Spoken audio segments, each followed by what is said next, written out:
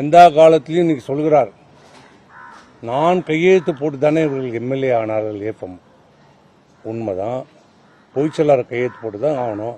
அந்த பொதுச் செயலாளர் உருவாக்குறது யாரு? இந்த தொண்டர்கள். இவர சுயமா வந்துட்டாரா பொதுச் செயலாளரா? யார் உருவாக்குனது? இந்த உலகத்துக்கே தெரியும், இந்த ஊருக்கே தெரியும், இந்த தமிழ்நாட்டில் இருக்கிற அனைத்து தொண்டர்களுக்கும் தெரியும், மக்களுக்கு தெரியும் யார் உருவாக்குனது. அவ்வளவுதான். இதுக்கு மேல நாங்க எதுவும் சொல்ல விரும்பல. இப்ப சொல்றது அனைத்து இந்திய அண்ணா திராவிட முன்னேற்ற கழகம்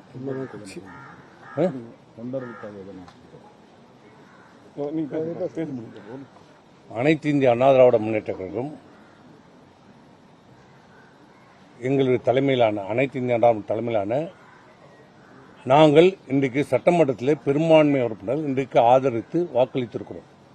ஒரே நோக்கம், ஒரே எண்ணம். என்ன காரணம் என்றால், எங்களுடைய நோக்கமும் ஆளும் டிவிகேவுடைய நோக்கம் ஒன்றுதான்.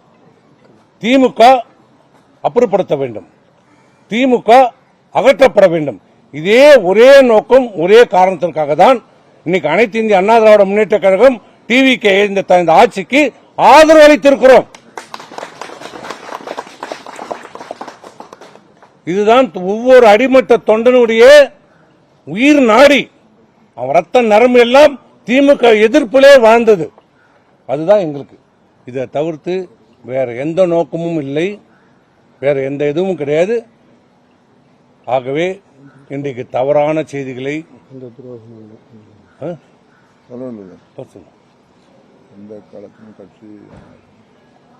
இப்பயும் சொல்றோம், எந்த நிலையிலும் எந்த சூழ்நிலையும் எங்க உயிர் மூச்சு இருக்கிற வரை அனைத்து இந்திய அண்ணா திராவிட முன்னேற்ற கழகம் தான் எங்களுடைய. இதில் எந்த விதமான காம்ப்ரமைஸ்க்கு எங்களுக்கு இடம் கிடையாது. இதுதான். அதிமுக யார் வசம் இருக்கிறது சார்? நீங்க அனைத்து இந்திய அண்ணா திராவிடம் இன்னைக்கு அவரும் சொல்லிட்டார், நாங்களும் சொல்லிட்டோம். அவர் பொதுச் செயலாளர் இருக்கிறார். இன்று வரைக்கும் அவர் தான் எங்களுக்கு பொதுச் செயலாளர். அதுல எந்த மாற்று கருத்தும் இல்லை. பொதுச் செயலாளர் இன்னைக்கு சட்டமன்றத்திலே சொல்லியிருக்கிறார், அனைத்து இந்தியாவில் எந்த பிளவும் இல்லை என்று சொல்லியிருக்கிறார். நாங்களும் சொல்றோம், நாங்களும் அதிமுக பெரும்பான்மை சட்டமன்ற உறுப்பினர்கள் தான் வாக்களிச்சிருக்கிறோம். துரோகிகள் அப்படின்னு எடப்பாடி பழனிசாமி உங்களை குறிப்பிடுறதை எப்படி பாக்குறீங்க? என்னையா இன்னைக்கு பேசும்போது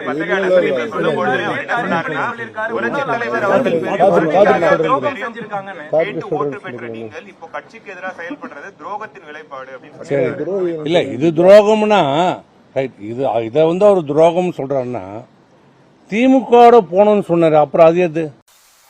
விலை போன வீணர்கள், ருசி கண்ட பூனைகள், லாட்டரி சீட்டு பணம் விளையாடுது. அடுத்து இங்க கேஷினோக்களை ஆரம்பிக்க போறாங்க. அதுக்காக இவங்களெல்லாம் இழுத்து பிடிச்சி அந்த லாட்டரி சீட்டு கும்பல் விளையாடுது. அவ்வளவுதான் நான் சொல்லுவேன்.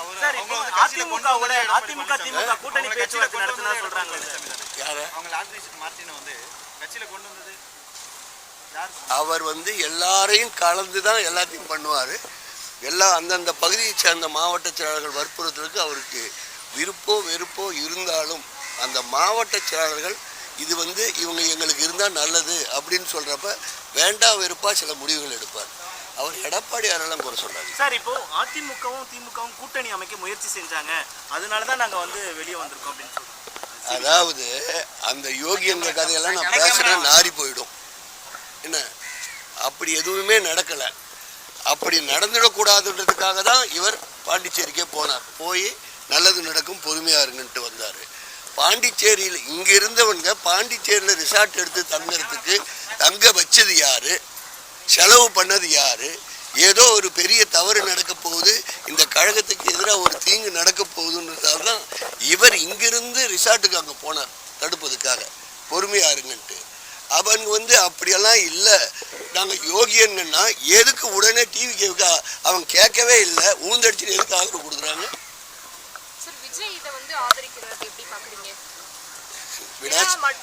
ஒரே ஒரு விஷயங்க, விநாசகாலே விபரீத புத்தி, அவ்வளவுதான்.